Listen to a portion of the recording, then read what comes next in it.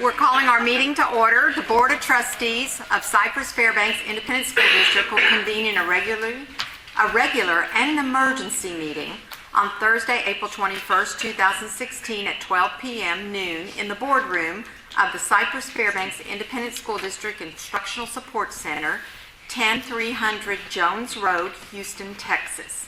The emergency portion of the meeting is convened as a result of the flooding catastrophe experienced in our area this week and in order to address immediate action needed due to these unforeseen circumstances.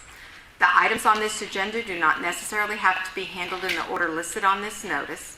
If during the course of the meeting covered by this notice, the board shall determine that a closed session of the board shall be held or is required in relation to any item included in this notice, then such closed session as authorized by sections 551.001 of the Texas Government Code, the Open Meetings Act, will be held by the board at that date, hour, and place given in this notice or as soon after the commencement of the meeting covered by this notice as the board may conveniently meet in such closed sessions concerning any and all subjects and for any and all purposes permitted by sections 551.071 through 551.084 of the Open Meetings Act.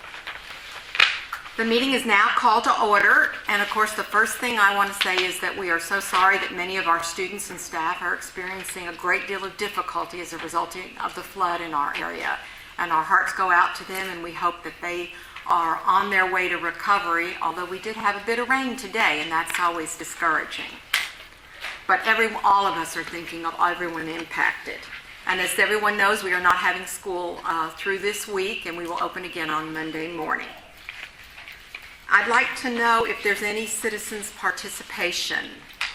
You know what, we're going to take that out of order, and when Nicole gets back in the room, we'll... We have to wait until like 12:15. Great.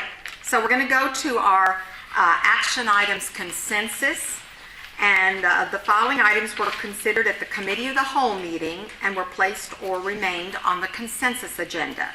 The board will consider approving the tax refunds of $500 or greater for Cypress-Fairbanks Independent School District. B, the board will consider awarding bids and contracts and or authorizing purchase orders as recommended in the posted agenda items. Audio enhancement in 2,500 plus classrooms district-wide, employee basic life, AD&D insurance, and employee spouse, child optional life, AD&D insurance. Graphing calculator purchases for high school and middle school, hazardous waste disposal, instructional materials, textbooks, e-books, workbooks, and teacher materials, Leader Elementary furniture replacement, portable building removal, and relocation. C, the board will consider approving the instructional materials allotment and TEAC certification for 2016-17. D, the board will consider approving on first reading additions, revisions, or deletions to district policies. F, DB local admissions, intra-district transfers and classroom assignments, a revision. FBA local attendance, compulsory attendance revision. 3, FEC local attendance for credit, revision. E, the board will consider authorizing the superintendent or designee to enter into miscellaneous professional service contracts related to the following projects. 1, Adam Elementary School additions and renovations and Francona Elementary School renovations. That will include material testing services, HVAC testing and balancing services, and roof inspection services. 2, Bain Elementary School and Dean Middle School additions and renovations, including A, material testing services, B, HVAC testing and balancing services, C, roof inspection services, D, asbestos monitoring services, and 3, Watkins Middle School additions and renovations and Leader Elementary School, A, material testing services, B, HVAC testing and balancing services. F, the board will consider approving the granting of a 0.0207 acre water meter easement and a 0.0059 acre sanitary sewer line easement to Mills Road Municipal Utility District for water and sewer services to the new Matsky Elementary Replacement School, and authorize the superintendent or designee to negotiate the final terms and execute all related documents. G, the board will consider approving the granting of a 0.14 acre tract for a water line easement and a 0.0144 acre tract of land for a water meter easement to Northwest Harris County Mud Number 10 for providing water services to the cold food warehouse on our multi-campus site. H, the board will consider approving the CenterPoint Energy Houston Electric LLC blanket utility easement to provide electrical service for the new Matsky Elementary Replacement School. And I, the board will consider approval and execution of the plat for Watkins Middle School and Leader Elementary School. That is our consensus items. Do I have a motion to approve those items? Madam President, I move that we approve the consensus items as presented or amended. Do I have a second on that motion? Mr. Jackson seconds. All those approve signify by raising your right hand. All those that are opposed, same motion. The motion carries unanimously. All right, that will bring us to our 3 action items non-consensus, and we only have a couple. The board will consider approving, the board will consider approving construction proposals and contracts paid from bond funds to the recommended contractors and authorize the superintendent or designee to execute all necessary documents related to such contracts as follows: Adam Elementary School additions and renovations and Francone Elementary School renovations. 2, Bain Elementary School and Dean Middle School additions and renovations. 3, Watkins Middle School additions and renovations and Leader Elementary School. Do I have a motion for those? Madam President, I move that the board award the construction contracts to the recommended contractors and authorize the superintendent or designee to execute all necessary documents related to such contracts. Thank you, Mr. Ryan. Do I have a second on that? Ms. Blackshear seconds. Do we have any discussion on that item? Any discussion? All right. All those that agree, please signify by raising the right hand. Those that are opposed, same motion. Motion carries unanimously. We do have an emergency non-consensus item, and let me read the item. It's 4A. The board will consider authorizing the superintendent or his designee to negotiate and execute any and all agreement, contracts, and/or purchase orders necessary to remediate or repair damage to the district property, personal property, and/or infrastructure caused by the April 2016 Houston area flood, and to seek on the district's behalf any and all insurance proceeds, federal and/or state aid available to the district to offset costs associated with the repair and remediation. May I have a motion on that? Madam President, I move that the board authorize the superintendent or his designee to negotiate and execute any and all agreements, contracts, and/or purchase orders necessary to remediate and/or repair damage to district property, personnel property, or the infrastructure caused by the April 2016 Houston area flood, and to seek on the district's behalf any and all insurance proceeds, federal and/or state aid available to the district to offset costs associated with repair and remediation. Thank you, Mr. Covey. Do I have a second on that motion? Second. Second, Mr. Ryan. First, I would like Roy to make any comments that he would like on the kinds of repairs that we're talking about, and then Dr. Henry may have something to also say. I'll be happy to. I'm sorry I got choked up with drank something and went down the wrong pipe there. As of this morning, give you an update from the report I submitted to you all last night. Right now, we have a total of 53 buildings that have, excuse me. Sorry about that. Okay. We have a total of 53 buildings that were affected with water, and we have teams working around the clock from our maintenance and operations and support services team and facilities working to ensure these buildings are ready and ready for school on Monday. 4 facilities actually had significant damage. Those were Cy Falls High School, Cy Fair High School, Moore Elementary School, and Adam. And we hired contractors to go ahead and take care of those projects for us, to do the restoration and cleanup work and any build back that is required to get the buildings ready. In most of those cases, we've had to remove carpet, and we wanted to be on the safe side to get rid of any contaminants in the building so it's safe for our students and our staff to return. And those floors will be remaining as concrete until such time we get the carpet ordered. We have a great relationship with our carpet manufacturer, and we already have the carpet in production right now, and we hope to get the carpet back in the next 7 to 10 days. As soon as we get that product in, we'll be working with each of the campuses to schedule carpet installation in the affected areas at night and or weekends, and so we don't impact any further campus operations there. Bridgeton Stadium is another campus that has been hit pretty hard. The football field was actually underwater for at least 24 hours, and it was almost a lake in there. And we've done inspections as of late yesterday, and we do have concerns of the quality of the field. We have more inspections coming in hopefully later today, pending weather, and getting our insurance adjuster out there to determine if we can salvage the field or whether we're going to have to consider replacing it. So again, that we make sure it's safe for our students and athletes that participate on those fields in August when we start utilizing that field as well. In terms of our transportation and operations department, we have had trouble getting staff back in to help us because obviously a lot of our staff members, I think, have been impacted by the flood conditions, either not being able to have access or they're dealing with their own personal issues with their own homes.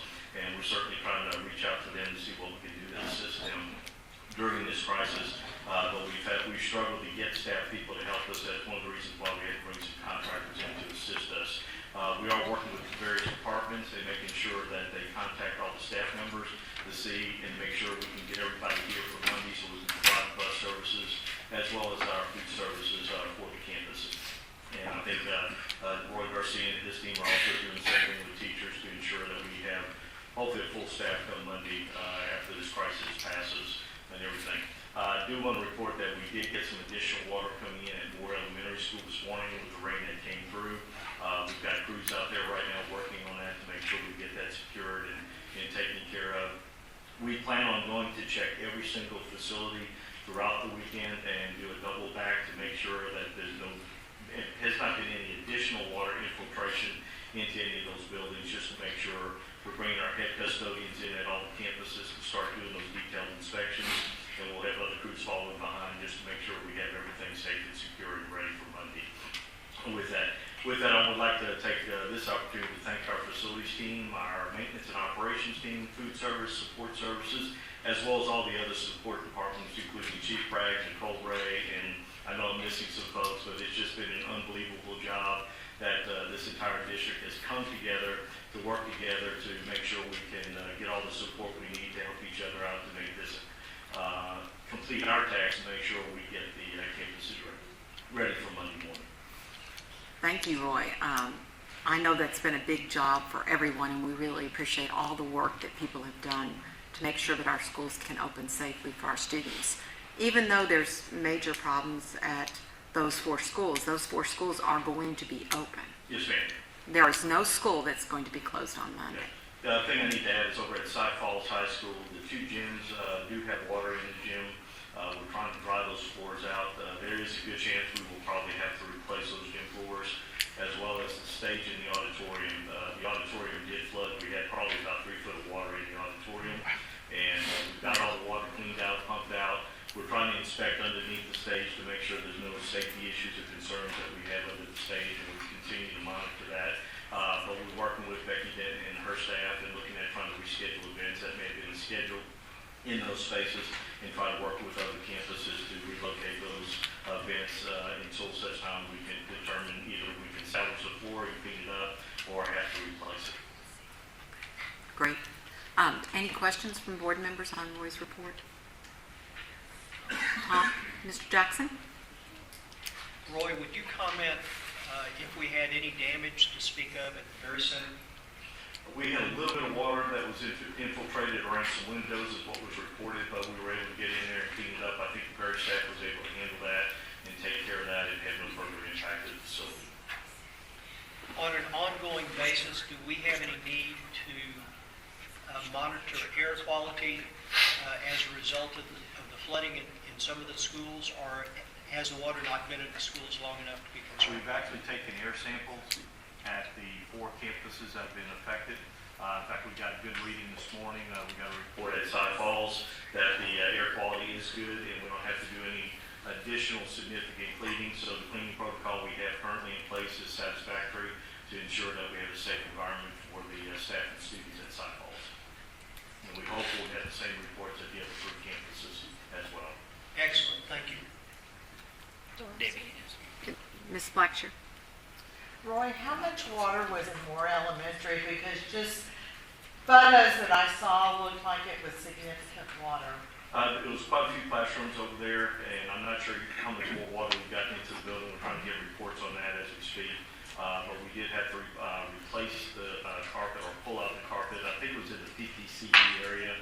Dylan, correct me if that's what, about 6 classrooms? That's correct. It's those 6 classrooms and offices in that side wing on the left of the So it wasn't quite as bad as it looked. No. I was imagining 4 or 5 feet of water in there from different photos I saw. Yeah, The the surrounding. Cypress Falls was probably the worst Most facility. The significant. first floor, the entire first floor, we probably had about 80 to 90% of the first floor that had water in it. Did Cypress High School have water in all the first floor? I saw pictures of the library. But I didn't- The library was impacted, as well as 15 classrooms in that surrounding Okay. area, so that we had to also pull the carpet up and get clean and disinfect, and we're waiting for the new carpet to come in and reinstall. In some cases where we had drywall partitions, we've actually had where we had wet drywall, we've had to cut the drywall out, make sure we get all the moisture out of the wall, and then we'll come back in and seal it and replace essentially with it. Mr. Kobe? Yeah, well, well, thank you. Thank your staff. What a just amazing job. And it's another one of those amazing things about this district of how they pull together and they do what needs to be done. And I compliment the administration for making the decision. Be out of school for a week, because that's a hard decision to make, but it was for the safety and security of our students and our staff. When you talk about the Pridgeon Stadium and the rework on that, is that because we were doing the construction and so the Berry Field was not as affected as the Pridgeon Stadium? Every indication from our inspection was actually a cause from the natural event that we had. It was not caused by any construction activities that were ongoing at the site. No, what I meant was because it's kind of open now from the work. So is that why Berry didn't have as much problem as Pridgeon was having on their One of field? the problems we had around the Pridgeon site is we actually have an open ditch drainage system with Harris County. Those ditches filled up very quickly, so the pumps we have working to pump any water out of the field were actually working, but it just had no place for the water to go. And in fact, I'm glad we had the detention pond, because it was actually able to retain a lot of water, which otherwise would have been in the street or on our site. So that helped us, even though that work is not completed at this time. But because of the limited drainage facilities in that surrounding area, there's no underground storm drainage along Windfern and Bobcat and Coffee Road. And it's all ditch systems that handle that. And when we get heavy rain, just a normal thunderstorm, if you drop out those facilities, those ditches will fill up and get close to the roadway. And obviously, we had a 500-year event that we've experienced, so it was pretty clear the water was going everywhere, and there was no place for it to go. Thanks, Roy. I appreciate it. You're welcome. Mr. Ryan? I don't have a question as much as kind of follow up on what Bob said. I've lived here since the early 70s, and I don't know of a catastrophe quite like what we've experienced. And with that said, I'm not amazed at the response of the district. I'm just proud. It's unbelievable, the job that everyone's done, and even still having a child at home as a parent.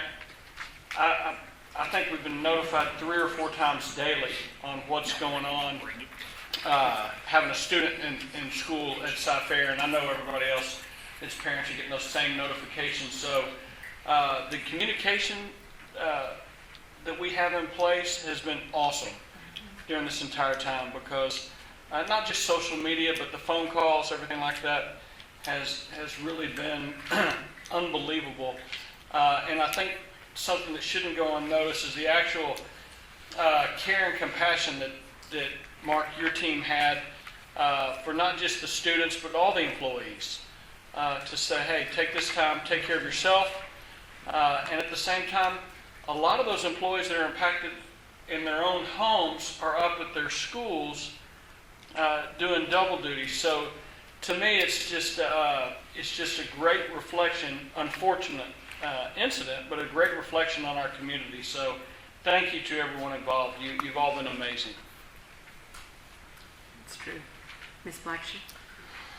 I too want to express my appreciation to Dr. Henry and his amazing leadership team at the district. I shared with Dr. Henry earlier that one of the first things I said when I retired from the credit union was that I was so relieved I no longer had the responsibility of making decisions when we had weather events, when to close and when to reopen, and damage to buildings, and that weighs heavy on any leader. And as Mr. Ryan said, the response for the concern for our students and for our staff demonstrates the care and the love that this district has for its kids and for its employees. It's never an easy decision, but I believe in this case it was exactly the decision we needed to make. I also wanted to ask you, Dr. Henry, if at some point, I haven't seen anything communicated yet about how many schools and facilities have really been directly affected, and just wanted to know when we intend to communicate that, because believe it or not, there are some people who I guess kind of live in a vacuum and haven't been affected as drastically as others, and really have no idea the impact that this storm has had on our district and our community. Thank you, Ms. Blackshear, for those nice comments, and Mr. Ryan. I think Roy provided the board with an email of the number of schools that were Right. damaged to the board, and we will be sharing that in a later With the public. communication. Our biggest concern, and y'all both touched on it, our biggest concern is, as you might suspect, I think education is one of the most important things going on for students and parents, but it still is second to safety and security. So that's the number one focus that we've had, is trying to keep people off the roads. And I can tell you, Ms. Blackshear, that we really lean heavily on the county judge, the flood control district, Transtar, and we trust those leaders. And when they tell us to stay off the road, we listen to them, and I think that's the best path to take. But yes, we will be getting a summary out to the community to let them know how significant it was. I think most people know, but it's like you said, some people may not really be affected. Right, So, right. but we will get some information out. Okay, thank you. I had any other questions, Mr. Jackson? A couple of questions and a comment.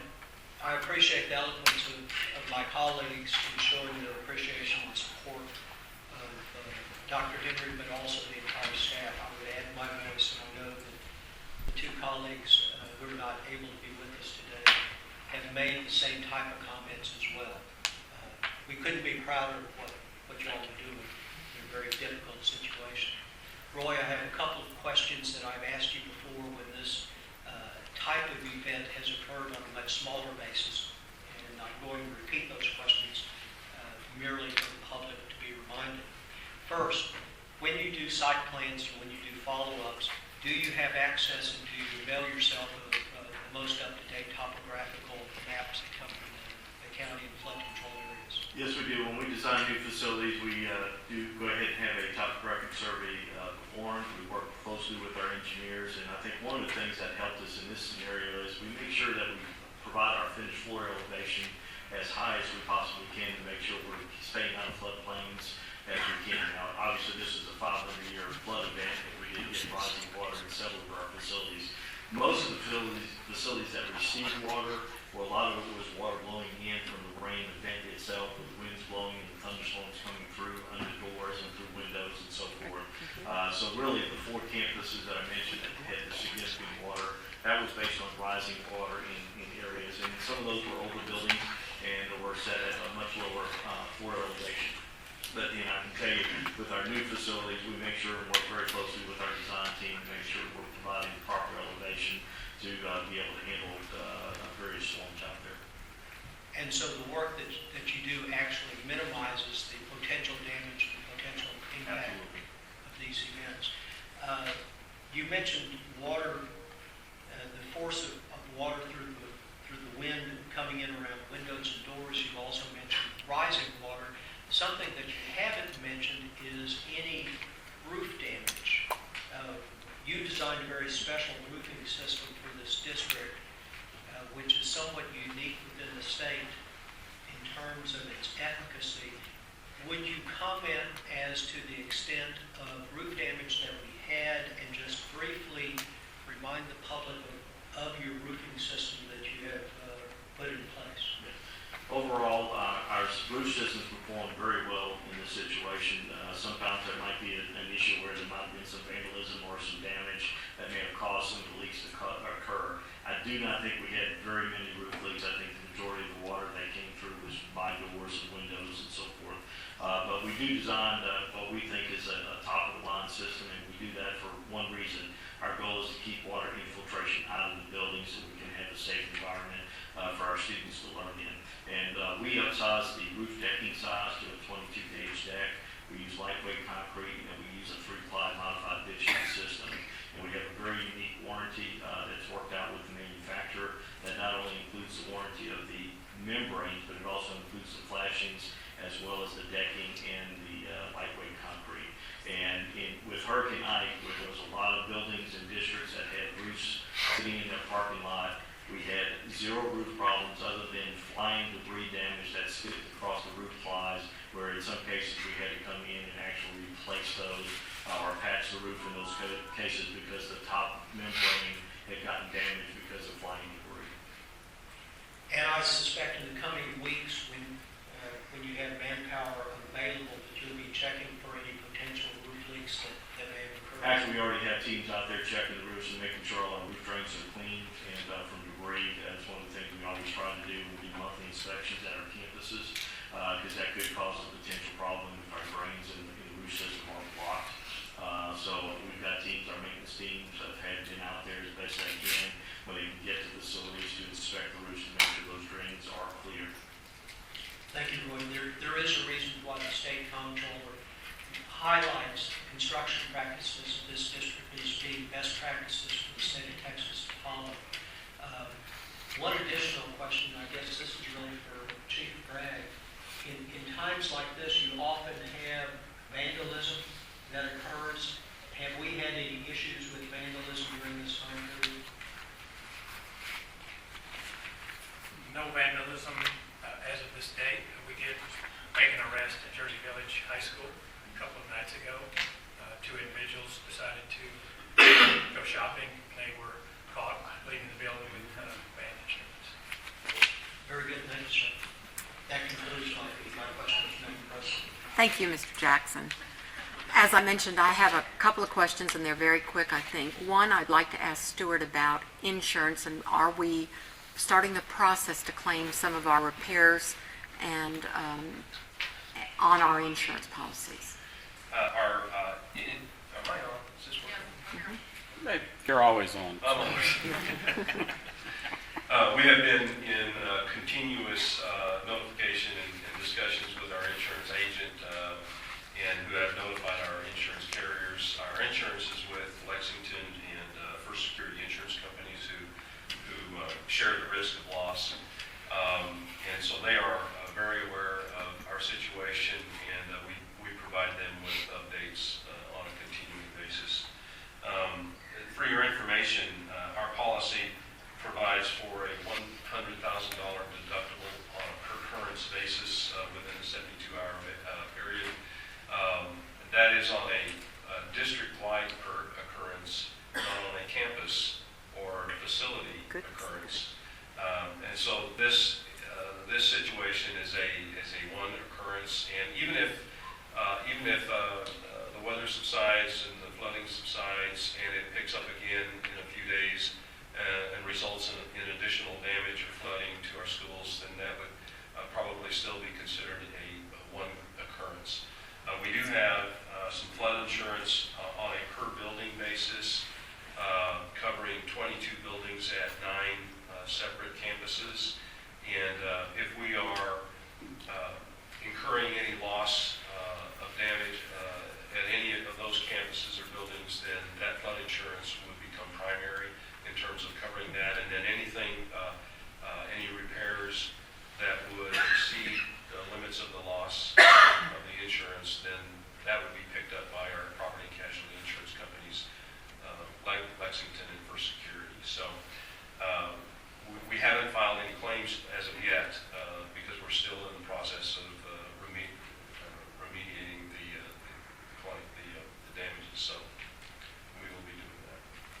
Very good. I would like to add, we have been working with one of the insurance adjusters that we worked with in the past.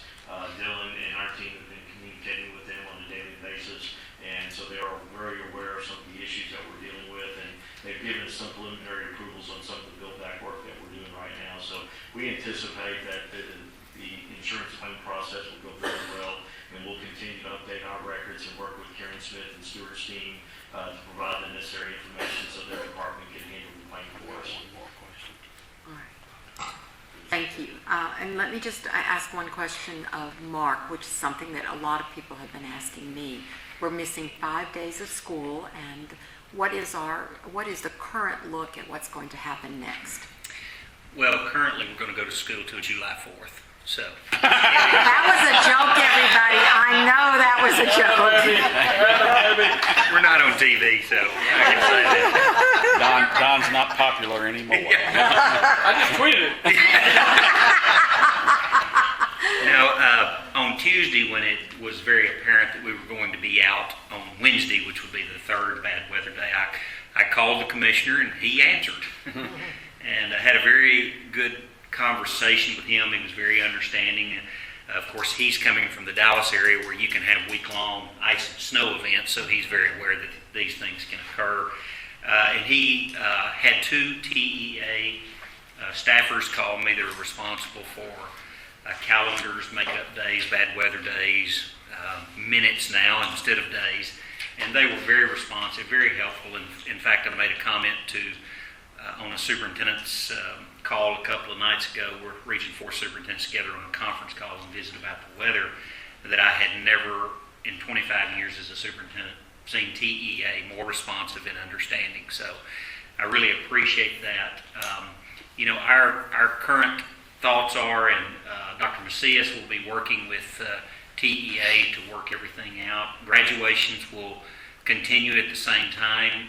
Because of our 3-tiered bus system, we are not able to extend the day. It's just physically impossible.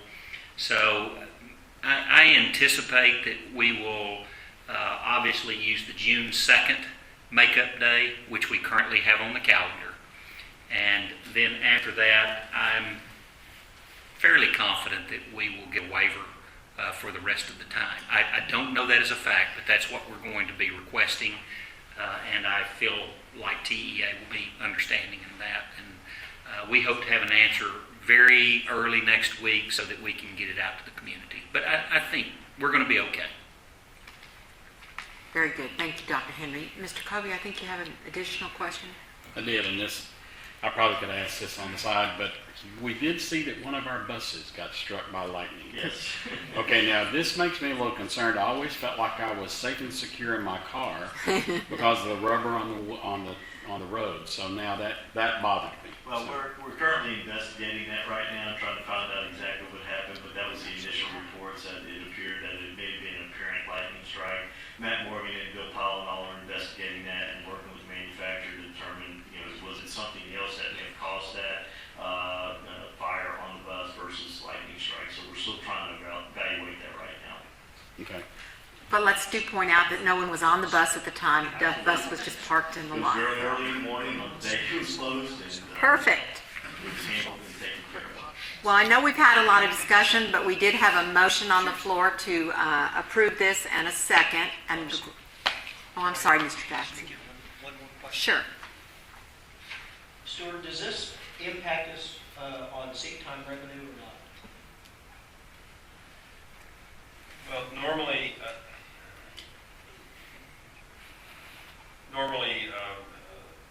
it would have an impact, but I understand that under these circumstances, that we would not be harmed in terms of our average daily attendance and the amount of revenue that we would receive through the school program.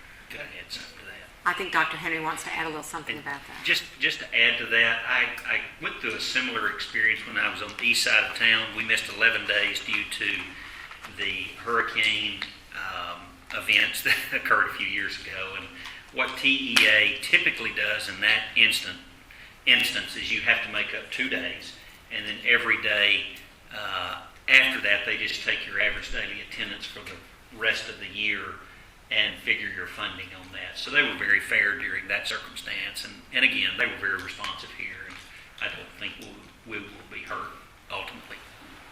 All right. So getting back to our motion in the second, all those that approve signify by raising your right hand.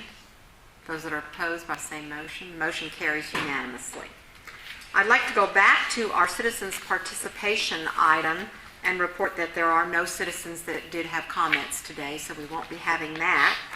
And I believe that brings us, there's no need for a closed session today. So I do believe that brings us to the end of our agenda. Any objections to that, anyone? I just want to once again tell everyone that we appreciate very much what has been done for the district and all the employees and staff that have worked so hard, and that we are thinking of our students and staff members that are directly impacted and may have flood damage. And our student shadows will be with us in May, and we look forward to seeing you at our May board meeting. Thank you. Could I, before you adjourn, just one more comment, and I know we're not on TV or anything, but I would say that I'm working currently with Katie and Klein and Waller, well, not Waller because Waller's not out today, those that are missing all week, and we're going to have a joint letter to the commissioner to request waiving all of the days, but I'm sure ultimately there'll be some type of compromise in there, so that's being taken care of, and hopefully we'll have a response early next week. Thank you. I think it's important to note that there are so many districts that are impacted. Any other comments before we adjourn for today? Thank you, and we'll see you next month.